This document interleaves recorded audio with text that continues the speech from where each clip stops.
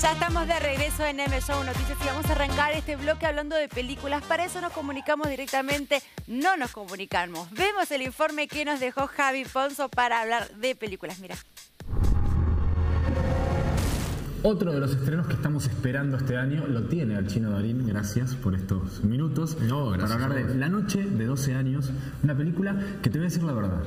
Yo pensé que no me iba a enganchar tanto y me terminé enganchando y me terminé emocionando y les va a pasar a ustedes seguramente del otro lado. Qué bueno. Tiene como un inicio muy tedioso por lo que le pasa a los personajes, pero después... Y porque es una historia muy heavy, es una historia real y el director Álvaro aprovecha todo el principio de la peli para dar marco, digamos, a lo que sucede, introducir un poco cuál es el universo donde va a suceder todo esto. Convengamos que es una historia donde a 3 tipos los sacan de la prisión durante la dictadura militar uruguaya y los meten en un régimen en el que los van a tener dando vueltas en calabozos clandestinos durante 12 años. Tremendo. En realidad 12 años sabemos que fueron hoy, pero podrían haber sido 1000 o podrían no haber salido de eso, pero básicamente empieza por ese lado y da un marco histórico y político y después me parece que se mete en lo humano, que es lo que a Álvaro le interesaba explotar de esta historia, y me parece que es el valor que tiene la historia. Chino, hay un personaje muy interesante porque hay una bajada de peso para lograr ser Mauricio Rosenkopf, Sí. un poeta, un escritor.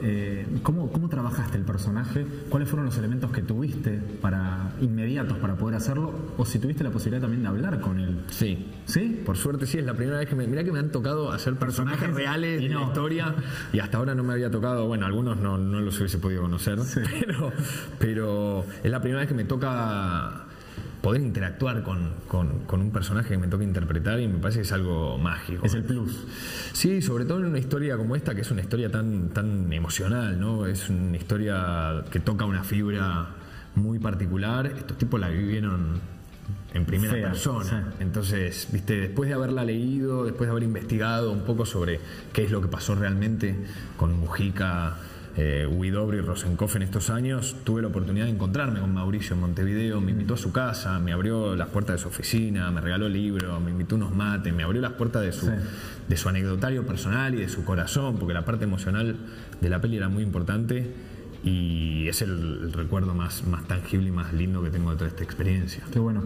Y hablando de escenas, tenés una escena donde estás en un vis-a-vis, estamos muy acostumbrados a vis-a-vis. Es verdad, está de moda lo de estamos como muy vis-a-vis, sí. Donde pasa algo, sucede algo con tu papá, hay toda una elipsis de tiempo con un Sound of Silence, un temazo, sí. Que resume mucho de lo que va pasando, que a mí ahí me enganché mucho más todavía. Y esas son las cosas que te van metiendo cada vez más adentro en la peli, porque empieza a tocar la fibra emocional, que es lo que a estos tipos les empezó a pasar ahí. Hasta ahí venían duros, viste, pero hay una parte donde empiezan a tomar noción de todo lo que están perdiendo. Totalmente.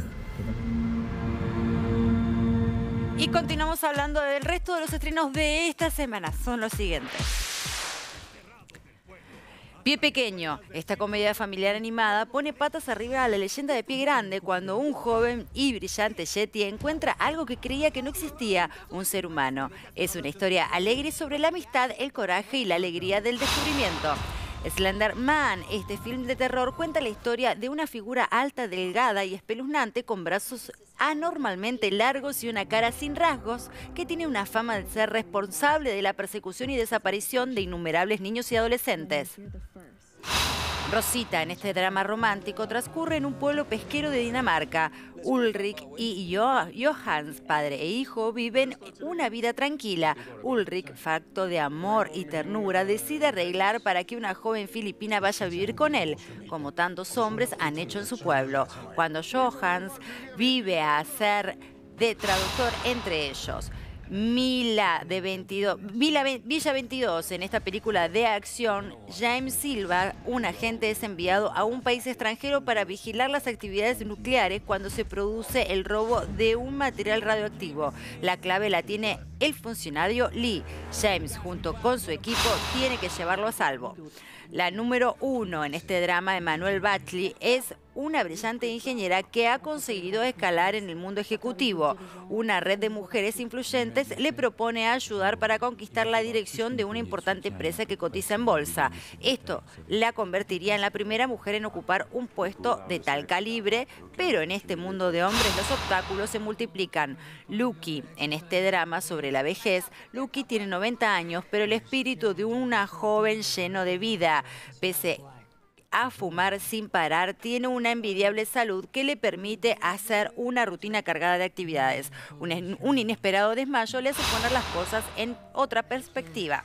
Dios en el camino es una película dramática que cuenta la historia de Amber, una madre joven devota que lucha para hacer lo mejor que puede en su hogar, luego la muerte de su esposo en Afganistán.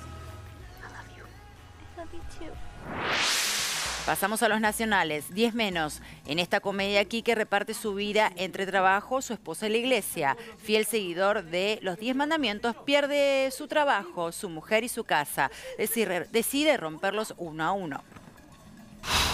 Sangre Blanca es un thriller dramático en el que Martín y Manuel cruzan la frontera desde Bolivia como mulas. En un hotel él muere cuando las cápsulas de cocaína adentro estallan. Ella debe hacer la entrega de todo en otra ciudad, recurrir con su padre con el que no tiene ninguna relación. Puede ser la única y última oportunidad.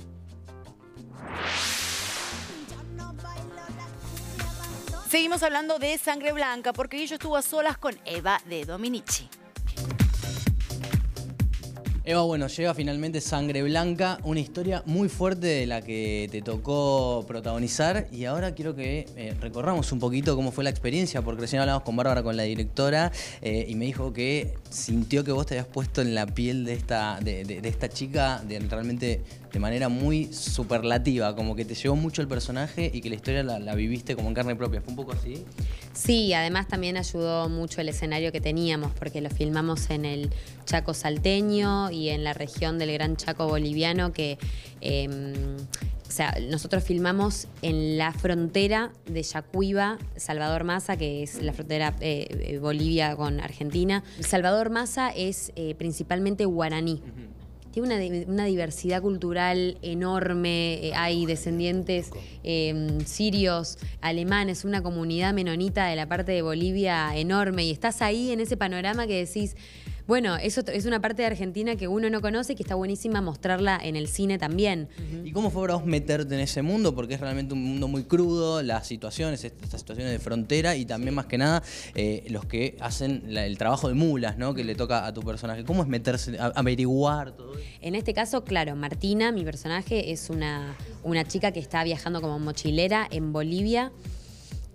Un poco errática, ¿no? Bueno, no tiene rumbo, no tiene un rumbo definido, pero sí tiene un compañero, Manuel, y juntos deciden hacer plata más rápida, se les presenta la oportunidad de poder pasar la frontera de Bolivia a Argentina como mulas, de transportar cocaína dentro de sus cuerpos, y cuando pasan la frontera, Manuel se empieza a descomponer y cuando llegan al hotel muere. Y mi personaje se queda con este problemón, ¿no? Como con un cuerpo adentro de la habitación, sola, no sabe qué hacer, no sabe a quién recurrir.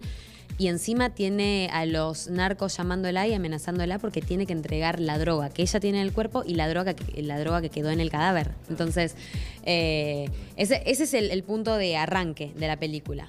Y termina recurriendo a su padre, que es el personaje de Alejandro Aguada, pero es un padre que la abandonó, un padre que no tiene relación con ella, que ha negado su existencia toda la vida. Entonces la película habla mucho sobre los límites y sobre traspasar límites de los cuales no podés volver.